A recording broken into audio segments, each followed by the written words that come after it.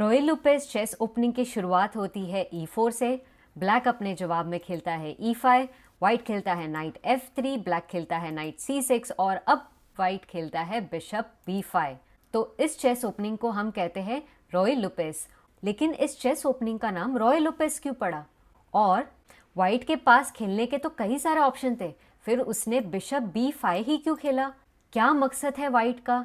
तो चलिए इन सारी बातों को अब डिटेल में समझते हैं।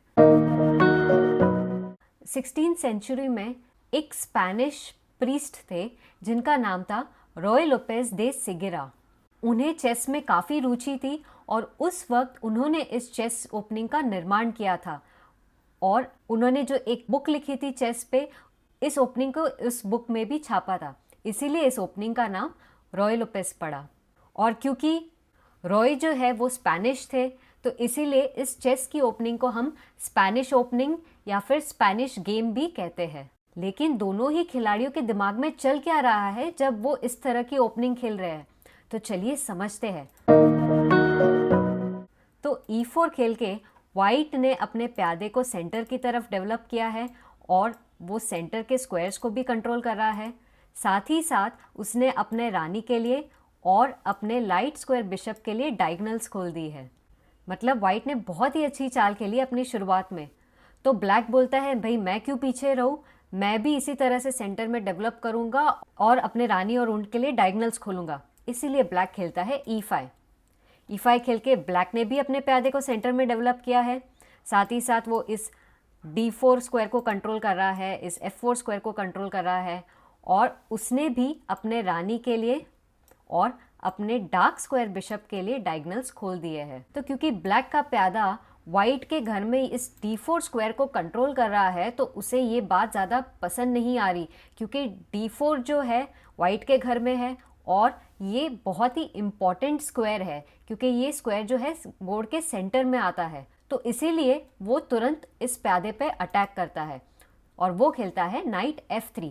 नाइट F3 खेल के वाइट ने अपने किंग साइड का जो एक मोहरा है उसे डेवलप किया है और ये घोड़ा जो है अब सेंटर को कंट्रोल कर रहा है, इस D4 स्क्वायर को भी कंट्रोल कर रहा है, लेकिन उसका मेन इंटेंशन ये है कि वो इस E5 प्यादे पे अटैक करे जो कि इस स्क्वायर को कंट्रोल कर रहा है। ब्लैक बोलता है मेरे प्यादे पे अटैक किया, ठीक है मैं उसे डिफेंड कर लूंगा।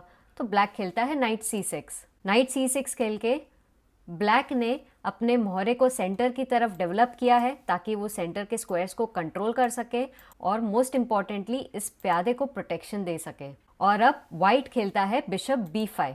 तो बिशप B5 क्यों खेला? तो सबसे पहले तो देखिए वाइट ने अपने एक और किंग साइड के मोहरे को डेवलप कर दिया है। तो देखिए वाइट के लिए अब आसान हो गया है कि वो जब चाहे तब वो गेम में किंग साइड कैसलिंग कर सकता है। लेकिन अगर कैसलिंग ही करना था तो वाइट तो अपने ऊंट को यहाँ पे भी डेवलप कर सकता था, यहाँ भी कर सकता था, यहीं पे क्यों किया? B5 स्क्वायर पे ही क्यों किया? तो भाई B5 स्क्वायर पे करने का रीज़न ये है क्योंकि वाइट जो है इस अब घोड़े पे अटैक कर रहा है। मतलब वाइट सीधा सीधा ब्लैक को धमकी दे रहा है कि मैं भाई अगली चाल में इस घोड़े को मार दूंगा, जिससे कि E5 प्यादे का जो डिफेंडर है वो चला जाएगा और फिर मैं आसानी से इस प्यादे को मुफ्त में मार लूंगा। मान लीजिए कि ब्लैक इस सिचुएशन में कोई साधारण सी चाल खेलता है, वो खेलता है बिशप E7। तो अब वाइट क्या कर सकता है? वाइट अपने ऊंट से इस घोड़े को मार सकता है। मतलब ये E5 प्यादे का जो डिफेंडर था उसको ही गेम से हटा दिया। अब ब्लैक जो है मजबूरन इस ऊंट को मारना पड़ेगा और वाइट अब अपने घोड़े से इस मुफ्त के प्यादे को मार सकता है। तो ऐसा करके वाइट को क्या फ़ायदा हुआ? तो सबसे पहले तो देखिए वाइट ने ब्लैक का मुफ्त में प्यादा मार दिया है। वाइट का एक प्यादा अभी भी सेंटर में है, ये दूसरा प्यादा जो है वो भी सेंटर में आ सकता है, तो वाइट के दो दो प्यादे सेंटर में रहेंगे जिससे कि उसका सेंटर में कंट्रोल बहुत अच्छा रहेगा। और ब्लैक के देखिए एक भी प्यादे नहीं बचे हैं सेंटर में, तो ये सबसे पहले तो उसको एडवांटेज मिल गया वाइट को। दूसरा देखिए वाइट का घोड़ा कितना अच्छी तरीके से यहाँ पे सेंटर में बैठा हुआ है, तो उसका कंट्रोल जो है बोर्ड पे कितना ज़्यादा अच्छा हो गया है। और तीसरा एडवांटेज वाइट को ये मिला कि उसने ब्लैक के इस पॉन स्ट्रक्चर को बिगाड़ दिया है। ब्लैक के पॉन्स देखिए किस तरह से एक ही फाइल पे दो दो आ गए हैं, तो ये ब्लैक का पॉन स्ट्रक्चर जो है बिगड़ गया है, जिसका वो फ़ायदा उठा सकता है आगे वाली गेम में। तो यही लॉजिक के वजह से वाइट ने बिशप B5 खेला। अब आप सोचेंगे कि भाई इसमें तो नुकसान ही नुकसान है ब्लैक का, तो जब ब्लैक का इतना नुकसान हो रहा है तो वो क्यों अपने इस प्यादे को मरने देगा। तो भाई ब्लैक के पास भी है ना कुछ प्लान है दिमाग में। जब वाइट बिशप B4 खेलता है तो ब्लैक कई बार A6 खेल लेता है, या फिर अपने इस घोड़े को यहाँ डेवलप करता है, कभी कभी इस बिशप को यहाँ पे लाता है। तो बेसिकली वो एक ऐसी चाल खेलता है जो इस प्यादे की प्रोटेक्शन में नहीं है। तो भाई ब्लैक ऐसा क्यों खेलता है।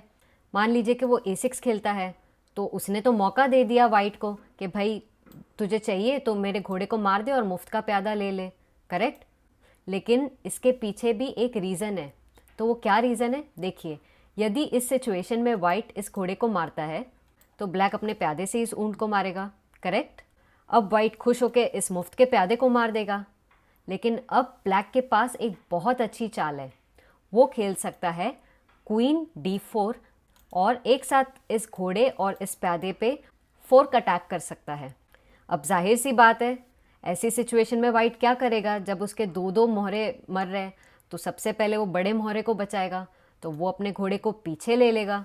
और अब ब्लैक जो है इस प्यादे को मार सकता है और राजा को चेक दे सकता है। मतलब ब्लैक ने अपना जो एक्स्ट्रा प्यादा गवाया था वो वापस वसूल सकता है।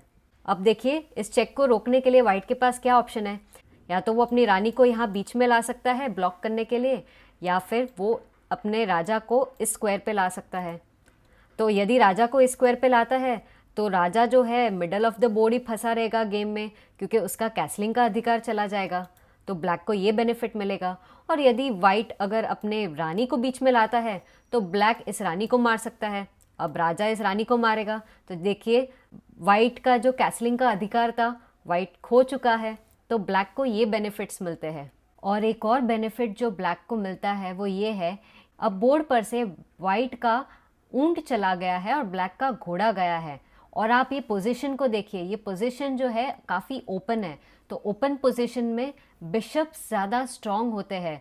तो ब्लैक को अब ये एडवांटेज मिल गया है कि ब्लैक के अभी भी दोनों बिशप जिंदा है और वाइट का जो है एक बिशप गेम से बाहर हो गया है।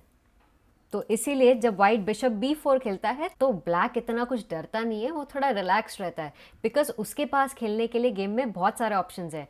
और ये अलग अलग ऑप्शंस जो है वो उसे हम वेरिएशंस कहते हैं।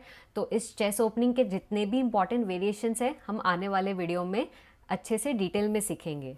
ये चेस ओपनिंग काफ़ी पॉपुलर है, तो आप इस चेस ओपनिंग को अच्छे से सीख लीजिए और मेरे वीडियो को लाइक करिए और चैनल को सब्सक्राइब करिए। और अब समय आता है आज के सवाल का। आपको मुझे बताना है कि यदि वाइट को इस स्थिति में रोई लोपेज ओपनिंग खेलना है तो उसकी तीसरी चाल उसे क्या खेलनी पड़ेगी। आपका जवाब मुझे कमेंट्स बॉक्स में दीजिए। मैं आपसे मिलती हूँ अगले वीडियो में। बाय।